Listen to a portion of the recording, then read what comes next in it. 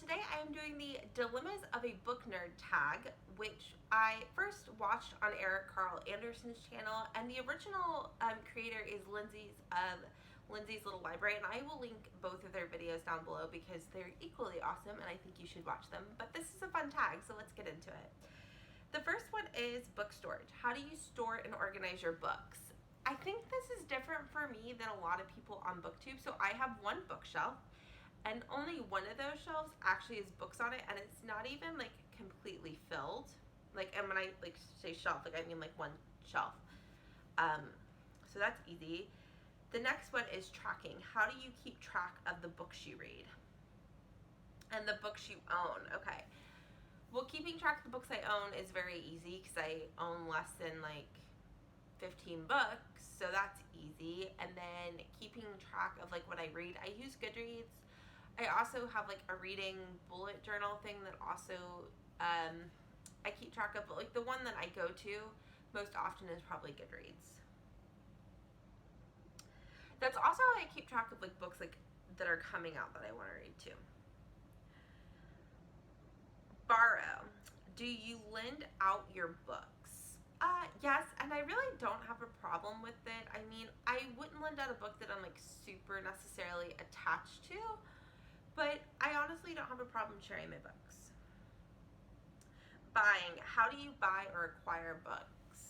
I acquire most of the books I read through the library, and so that's most of them. And then like in terms of buying, I loved library book sales, thrift stores, and used bookstores. I will also get stuff from Amazon. I've done Book Outlet in the past. It's been like 3 or 4 years since I placed a Book Outlet order. But yeah, and I love Amazon for both like new and used books. I know people are going to say like, oh, Amazon's like awful to like the book industry.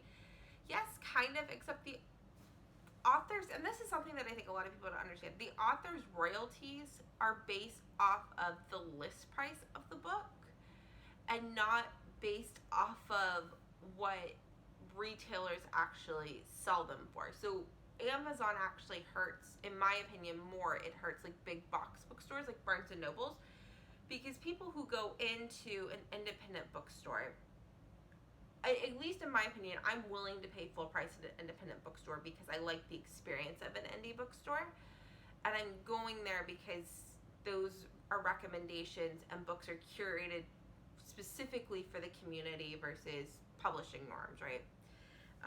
That's a little tangent. Comment. How do you respond to how do you read so much comments or similar comments? I don't get this that often, although since I've started my new job, there's a couple people who ask me that question, and they don't say it rudely. I think in the past I've gotten it very rudely, and that can be a little different, but out of people who are just genuinely curious, and it's like, well, I kind of just, that's how I spend my time, right? I don't watch a ton of TV. I don't like binge watch a ton of shows. If I did, then that would cut down on my reading time and vice versa. But like, while somebody could go binge watch all 3 seasons of Stranger Things and do that again and again, or Game of Thrones and things like that, those are both shows that I've actually never watched, but it's like I don't spend time doing that as much as like your average person, and so that time that I don't spend on that, I have time to read. So it's just, for me, reading is my main form of entertainment, that and watching YouTube. So like, I guess there's that. How do you pick your next read? Ooh, that kind of depends. So if I'm reading a book to discuss it with somebody else, that sometimes takes priority. When I have library books out, it's by what's due.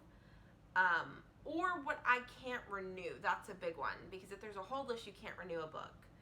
And then if like those things aren't in play, it's really just based on my mood. How do you pick what books you're going to bring on vacation with you? Well, I haven't had vacation, like an actual vacation, since I want to say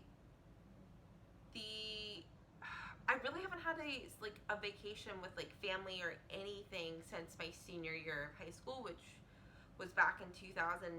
So we're talking in almost a decade. And that's something I was like talking to my mom about the other day. She wants to do one of those family vacations because, oh, I take that back. I did get to go to Disney World right before I graduated college. I went the summer before because I was graduating in December and I went with my sister. But I didn't really bring a book other than for the plane.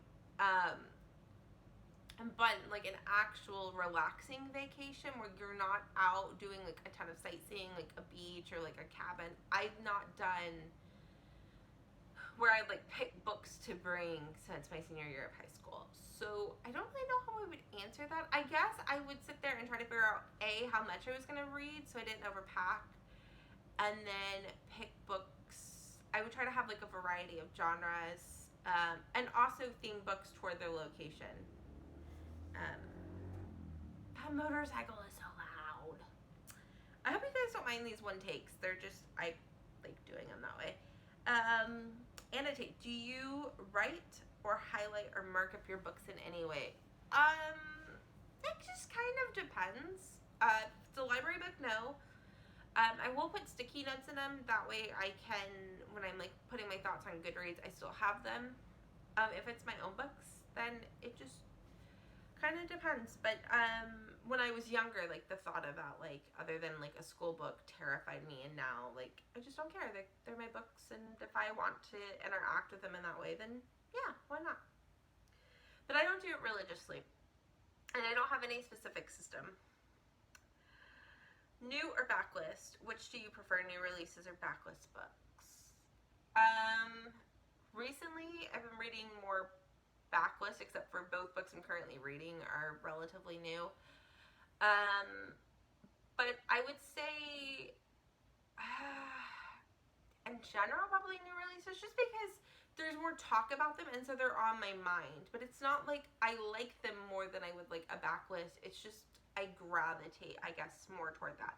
But when I was predominantly library reading, it was backlist because new releases are harder to get your hands on, just in terms of like there's usually holds, and some new releases don't even make it to the library. I now live in I have access to both a county library and a city library, which is before I had access to several different city libraries, but you're still kind of, and because I was like from a small suburb, my main library of choice didn't have a ton of titles. The town next to us had more that I was interested in, but yeah, it just tends to be backlist, I guess. When I'm from library, but if it's on my own, then it's more newer releases. Sequels. Do you read books as they are released or wait for an entire series to be published before reading one book? I tend to read them as they're released, but a lot of times, like if it's a longer series, like a couple of books are usually out when I start it. So yeah, if you guys want to do the tag, feel free to. It was a lot of fun, and I think it's very interesting because these are all things that as avid readers, like we come into contact with. And if you do it, let me know down below so I can come check it out. And I hope you guys have a fantastic Monday or whatever day you're watching this, and I will talk to you later. Bye, y'all.